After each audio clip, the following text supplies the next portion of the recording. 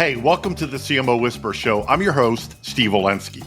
Part marketing practitioner, part ad agency veteran, part journalist. I was a writer for Forbes for 10 years. I've had so many insightful conversations over the years with business leaders, to athletes, to celebrities, to, of course, CMOs. The only difference now is instead of sharing those insights through written form, I'm doing it this way. My guest this week is Billee Howard. She's the co-founder and CEO of Brandthro, the only AI research company that scores customer emotion via human input to create the first ever emotional segmentation datasets. An absolutely fascinating conversation, and here it is. Billee, I know we're still relatively new in our relationship, but is it fair to say it seems like we've known each other a lot longer than just a couple of months? Yeah, it's one of those interesting connections where, I feel like I've known you my whole life. So it's a pleasure to be with you today. And thanks so much for having me on the show. Absolutely. You're right. It was one of those within 30 seconds. It was like, did we just meet? Like, it feels like we have so much in common. We see things the same way. You had me at hello, Steve. What can I say? Done. You know what? I might just stop the interview right here. Thanks for coming. Drive safely.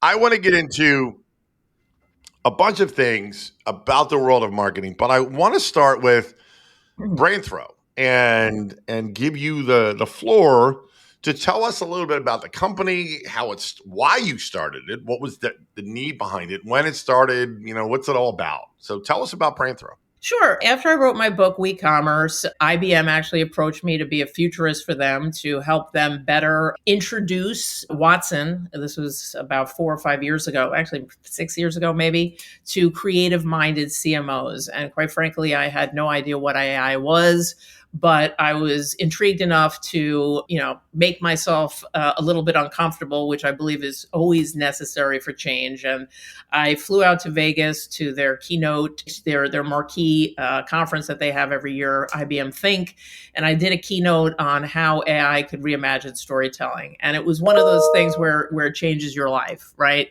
So I did that. I did work with them for several years, and it occurred to me once I got into the tech that it wasn't about the machine replacing man. It was about using the machine to make man better, stronger, and faster. And as a lifelong communicator and marketer, I was really interested in how that could help reimagine marketing, but particularly how it could be used, the technology could be used to bring empathy or emotion to scale. And that was the seed of Brandthro. And we have been working for the last 4 years to bring that vision to life. And in the most simplistic of terms, what we do is everybody, as you know, every CMO, every brand, every organization has hundreds of different behavioral data sets, which are all about how people act. Yet there's absolutely no segmentation or data sets that are designed to let brands know how people feel.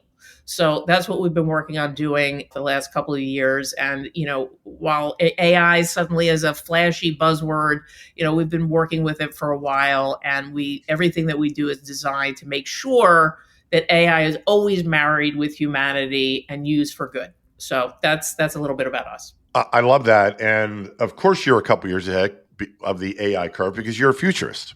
Well, yeah, it would be bad if I was behind. Then we'd have to call me something else. But yes, that's on brand, hopefully. Yes. Absolutely. Absolutely. Okay. Thanks for that behind the scenes backstory of Brandthro. I want to get into some topics just about marketing in general. And I want to start with near and dear to me, of course, our CMOs and pain points. And I know what I'm hearing when it comes to CMO pain points.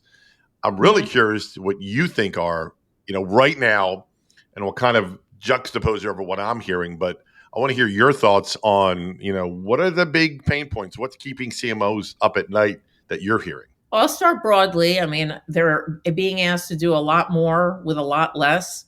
We're hearing a lot of people coming to us actually to help them de-risk their marketing spend and strategy because their budgets have been slashed, but yet the expectations around them have never been higher. The other thing that is a big topic of conversation is build versus buy. So everyone knows that they need to lean into AI and new technologies to freshen the way that marketing departments, are equipped to deal with, what is a real-time environment, that old methods and means no longer are significant enough to handle the thresholds and challenges of today. But the number one thing I think that everyone can relate to across the board is we've seen a significant pivot away from an intense focus on customer acquisition that we saw throughout the pandemic, kind of pivot towards the complete opposite, which is a significant spend on loyalty and retention. There's many, many reasons for that, but I think that people realize that if you want to create a relationship with a customer, it's not going to be a transactional one. It's going to be a one that's based off of a relationship. And in order to do that, you need to be able to really understand what makes somebody tick and what makes somebody feel, which is kind of tied to the work that we do, but really get them to subscribe to your brand and deliver value to them in a way that they value. And I think a lot of people are grappling with that from a marketing point of view today. How do you bring that vision of personalization that everyone has been talking about for the last 5 or so years to scale in a way that's meaningful and really one-to-one? We call it one-to-one commercial intimacy. Other people call it other things, but that's what's on everyone's mind from my point of view. What about you? Do you agree? I do. Look, the pain points, and I know we're gonna get into that 2-letter elephant in the room in a second, but agnostic of that, and it's AI is what I'm talking about in case anybody was curious. Agnostic of AI, which we'll get to in a second, it's a lot of the same things that I've been hearing for years, right? But it's kind of taken on a different tone, if you will, or a different vein. And at the top of that list that I hear is customer experience, which is essentially what you're talking about. I know, but the experience, it's changing. It's being looked at differently. It's that realization of the personalization has to go way beyond dear Steve and dear Billy, right? Which we all know. But now with so much data available, and I was just having this conversation the other day with a different guest, consumers know we marketers have a ton of data on them, right? Even if it's not even opt-in, they know this, and we don't give them enough credit for them when we send them something that is contextually irrelevant. There's really no reason for that in this day and age. So the pain points I'm hearing is customer experience. How do I really get to that true, my gosh, how long we've been saying this true one-to-one marketing? But now with what you're doing is to really kind of bring in, if you will, that emotional side of the experience. That, right? That to me is really exciting. Does that all make sense from what I just said? Yeah, you nailed it, and I think we said very similar things that were complementary in two different ways. But yes, you people have been investing in getting behavioral data in many ways for many years, and while it might tell you when it's your birthday and that your name is Steve, and you like your pizza with pepperoni, that's great, but it doesn't necessarily explain to you or explain to a marketer what makes you tick, what makes you smile, how they can deliver value to you on a day-to-day basis. And we believe, and others agree with us, that the only way to do that is through more sophisticated means of understanding of customers through the lens of emotion.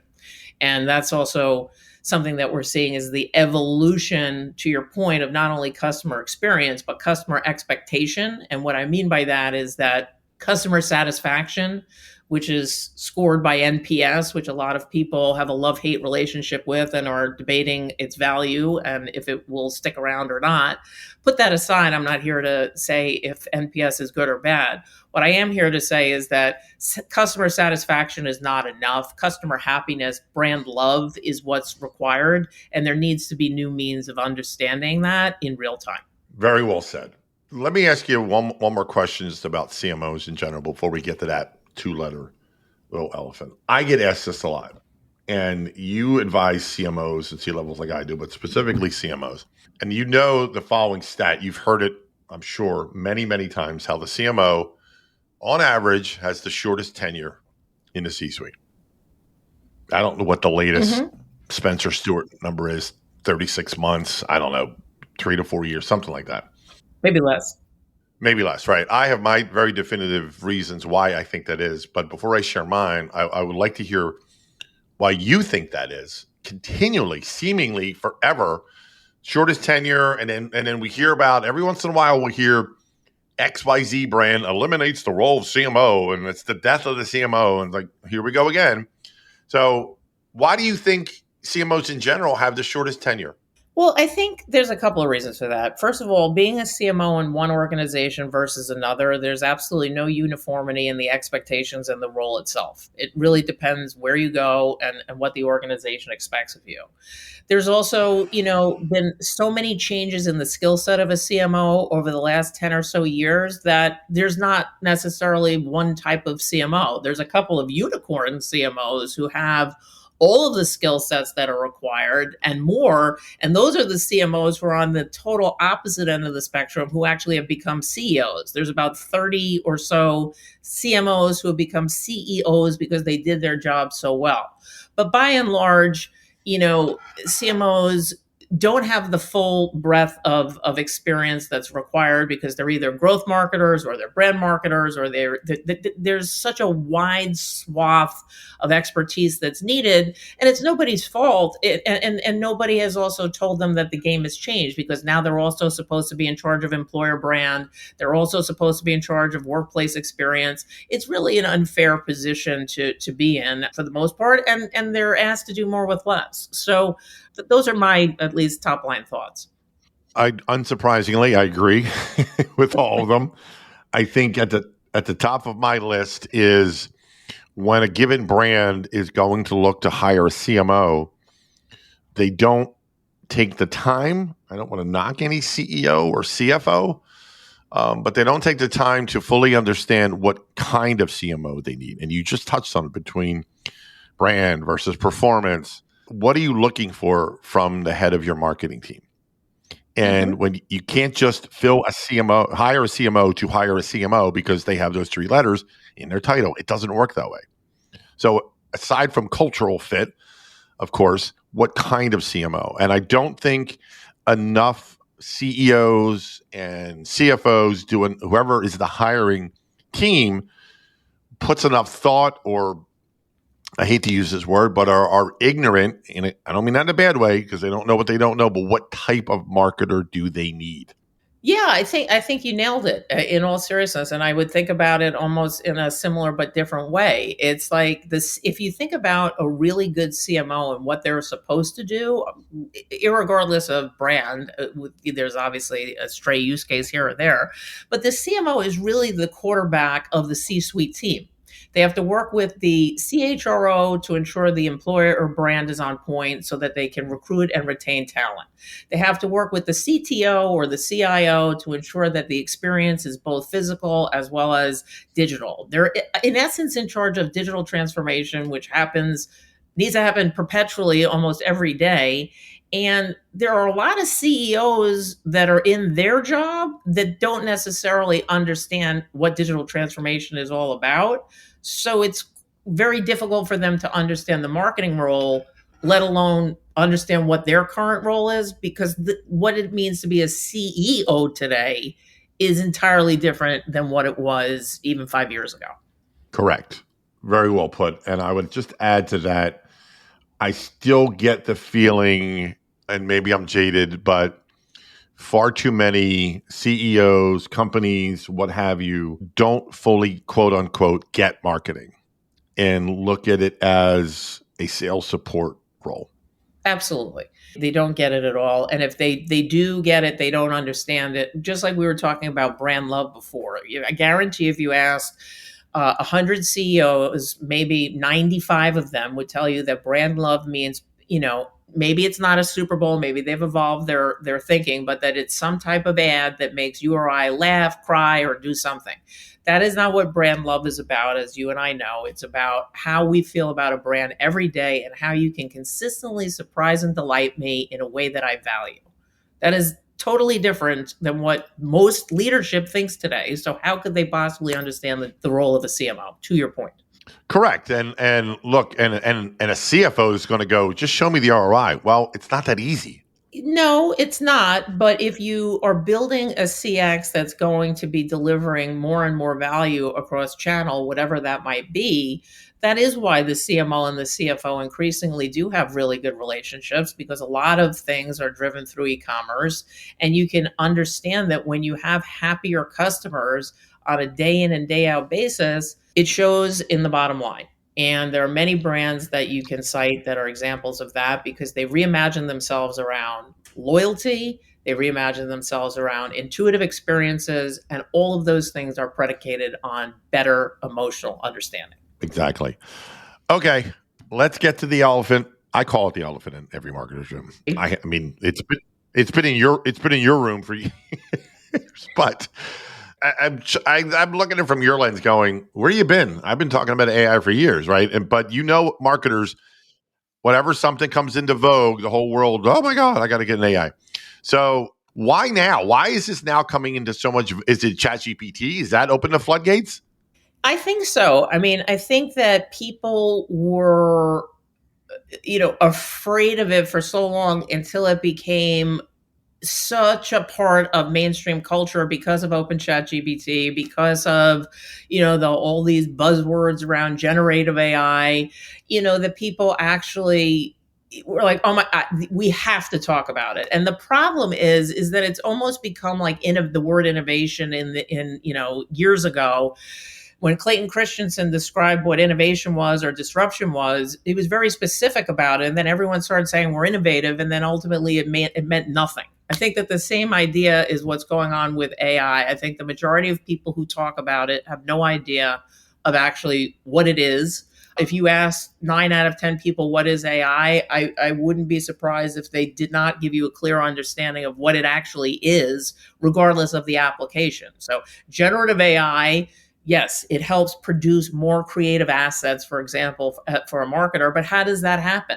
It happens because a AI trains data sets. I don't think a lot of people understand that. And if you think about what it actually means and then how you apply it, whether it's how we do it through emotion, whether how you can do it with large language models or whatever, you have something that's helpful, but it's going to help man, not replace man. And that's why you have a lot of these conversations taking place, because I believe that a lot of people are ill informed on what AI actually has the capacity to do alone. And when you think about what it has the capacity to do alone, I think that that's actually a little scary. So it sounds like you're saying and implying or intimating or flat out declaring that there's an educational aspect to this that needs to happen.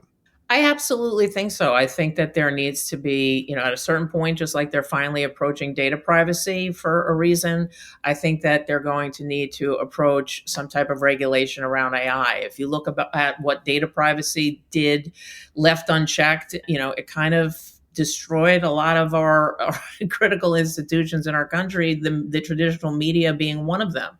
We don't want that to happen in this situation. We can't overcorrect with technology. And I think a lot of the smartest brands in the world and the smartest people who are leading those brands recognize that and have taken a step back to say, whoa, while technology, whatever kind it may be, is super, super important, we absolutely cannot forget the value of doing any type of technology through the lens of humanity. And I think we're at a market correction point, hopefully, that will become a little bit more widespread, because the smartest people I know are at that point now. It's interesting where you went. When I used the word education, that's not what I was thinking, but I loved where you took that. When I used the word education, I was thinking of the context literally of educating marketers, right? On what AI is and what it can do, kind of thing. But I loved where you took that. Well, I agree with you that marketers should be educated, but I think that if you're a responsible marketer and you're one of those, 1 in 10 marketers versus one of many marketers, you should take the responsibility of educating yourself. And I think that there's a reckoning going on right now. If you go back to one of the earlier questions that we discussed of challenges that CMOs are facing, the people who are bold enough are going to build their own shops, of which AI is going to be a part of it, because they're going to understand what each tool and technology actually does. The people who are going to buy are never really going to understand what they're buying, but they're going to be able to say, just like a lot of big players out there, that they have the bright, shiny object, but when you push them on it, do they really? Because what are they doing that's different besides saying the word AI? Exactly. Do you get the sense that there are X number of CMOs slash marketers out there who kind of go, I know I need to be doing something. I'm just not sure what yet when it comes to AI. And with each passing day, they get this growing sense of FOMO, right? Like I get that sense and I hear it from some. And to your point about self-educating, well, I would volley back to you go and saying what I hear is they go, but we don't know who to trust. We don't know where to go because now there's so many. Because the minute any money can be made from anything on this planet, someone's going to put up a storefront and go, I'm the expert. How do you identify the reputable sources? It's a great point. And I think that for me, I'm always trying to do a smell test, right? To see, because there's a million people talking about it. I'm not looking at it from an education standpoint. I'm more looking at it from a competitive standpoint. Like, is there anybody out there that we need to worry about that's maybe leaning into something that's our space or can show us something? And I think that that's why thought leadership today has never been more important, because you can take out an ad, you can do whatever you want to do from a traditional marketing and advertising point of view about, we have this new tool, we have this, we have that. You can put, where Watson was first introduced was at the US Open, and it, counted the serves and the volleys and whatever. But at the end of the day, when you push into somebody who's actually talking about AI. I did a column this week with Jatinder Singh, who is the head of global data and analytics at Accenture Song. They are the real deal. Their CEO is David Droga. I'm sure that most people don't need to be educated on who he is, but they've set out to create the world's leading creative technology company. And when you read their work and you see what they're doing, you understand that that's real. When you look at some of these other holding companies who, are doing magic card tricks and, saying that they've trained all of these brains to do X, Y, and Z. Well, to me, that's a lot of hocus pocus. So I think the proof is in the pudding, and the thought leaders are out there writing about it, educating about it through example. Yeah, I think that last part is really key. Through example, show me. You can tell me you know all about this, but show me, because there's probably, and I haven't, if I Google AI experts, for example, I'll get a bazillion pages, but it's the ones I like it too. By the way, when social media came into vogue and everybody and their brother was a social media expert within a month. Exactly. Or an influencer or a citizen journalist or what. And now look at where we're at. We don't want that to happen, right? This is too important. Yeah. It is. And that's why, you also need to look at the source. If you want to look at a blog that somebody wrote on their own, by themselves, that says how fabulous they are, there is a reason that thought leadership is very important. It's because it requires third-party validation. So look at what the industry analysts are saying, the Gartners of the world, the Forresters. Look at what actual outlets who cover business and marketing are saying. Look at the Harvard Business Review. I mean, I looked at the Harvard Business Review a couple of years ago to prove out some thinking that I had on, would insights powered by AI and technology, was there promise there? And I read a piece called The Democratization of Insights, where Satya Nadella of Microsoft worked with a major pharmaceutical company to democratize insights to reimagine how business was done and drive transformation. I was like, oh, there must be something to this thinking, so we are on the right path. Look at where I'm reading this and who's doing it. Yeah, that's a great advice, right? It's the ultimate, the cliche of consider the source. Yes, absolutely. Because there's a lot of people out there putting themselves on panels, putting out research and talking about AI. But there's a huge difference about talking about AI and actually making meaningful business difference and change through AI. And I think that you'd be hard pressed to find a lot of people in the latter category. I agree. And I would be very leery of anyone who ever says, I know all there is to know Well, about AI. that's a recipe for disaster, no matter what follows. But Exactly. yes, Exactly. No, I'm being a little facetious, but I can guarantee you there are people out there touting that claim. absolutely. I want to go back to something we talked about at the top or near the top was emotional segmentation. Mm-hmm. It's a very interesting phrase because, as marketers, and I go back to showing my age here, I go back to direct mail marketing, right? And it was and always will be who are your segments, right? How are you breaking them down? What's your demographics? Call it whatever you want. It's segmentation. But those days, it was all very much black and white, right? Your age, your gender, your geo. That's how you segmented your audience. The word emotional in front of the word segmentation to me changes everything. So I want to dive into how marketers can take emotional segmentation and use them not only internally but with their agency partners as well. Well, I appreciate that. It's a solve for a lot of the things that we've been talking about today. Number one is really how do you follow through on that promise of one-to-one marketing or one-to-one commercial intimacy at scale. And the way that you do that is you have to understand not only the what, which is what you find in demographic data or behavioral data, which is how someone acts, to get to the why, which is our focus in emotional segmentation or emotional data, which is all about how people feel. And it's not that we're suggesting that emotional segmentation replace traditional segmentation. What we're suggesting is creating emotional lookalikes of who your audiences are. So you have a layer of emotional intelligence to add on top of it so that you can understand not only who the people are, but what triggers one person emotionally to behave in one way versus another.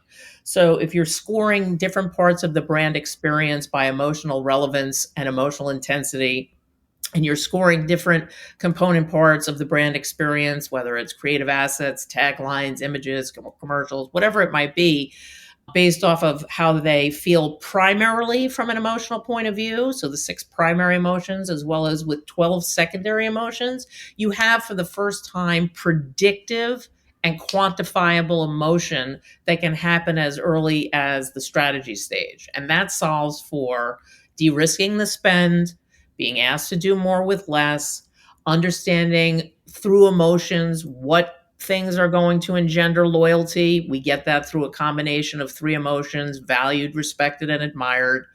What things are engendering the most trust? We get that through what stimuli or parts of the experience are eliciting the most brand love.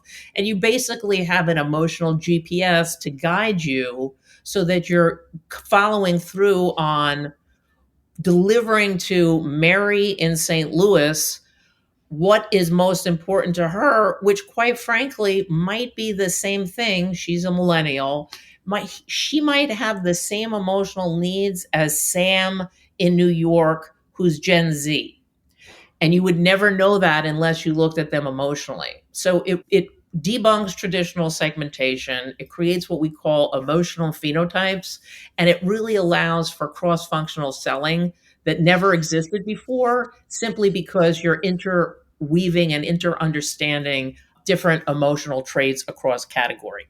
It also helps too, because we do micro segmentation, it helps to solve for one of the major problems with traditional segmentation, which is traditional segmentation sits in monoliths. You know that no better than anybody else. Well, when you look out the window at the world today, you don't just see Black people, you don't just see white people, you don't just see Asian people, you see white people who have Asian descent within them. You see Black people who have Hispanic ancestry in them. We're able to mix different permutations of cohorts, or for example, in the LGBTQ world, we busted up the L, the B, the T, the G, and the Q.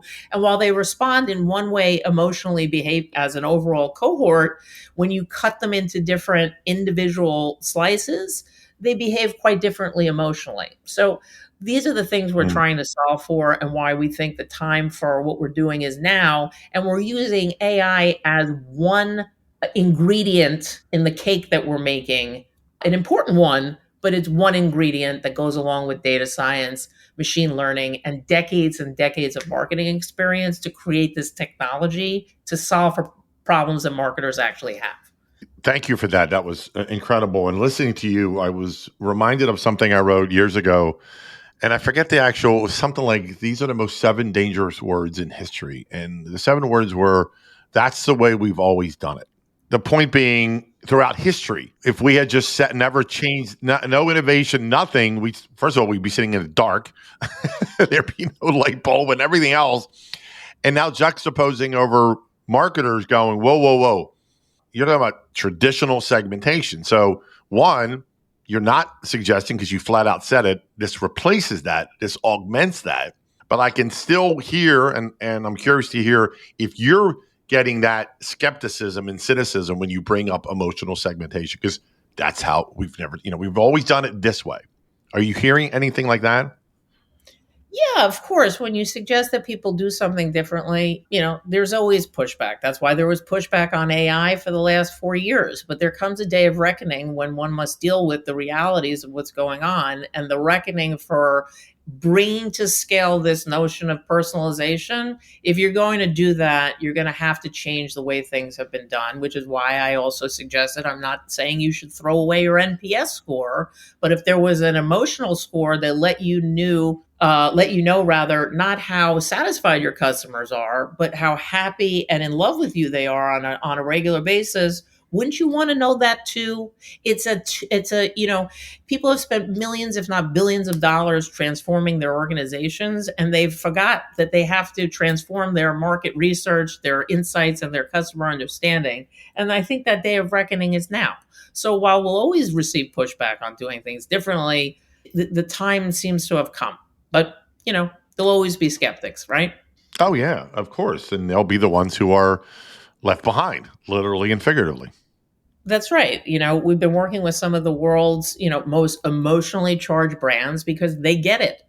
Whether they're in auto, whether they're in not-for-profits, whether they're in spirit and liquor, there is a whole emotional insurance there. When you need to really think about a major thing that you're going to purchase or you're going to be a part of, you need to understand people emotionally. And that's what we're seeing. We were able to work with one of the top vodka brands in the world to establish that there was no loyalty in the category and to figure out exactly how to emotionally engage Hispanics and Blacks on premise, to the point that engagement jumped by 46% and there was an overall increase in sales of 27%.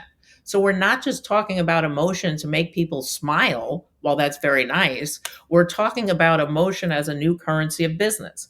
And, McKinsey did the same thing about a decade ago with creativity. They said those who invest in creativity are going to outperform in the S&P 500, and they did. It's our vision that the same Yep. thing can and should and hopefully will happen with emotion.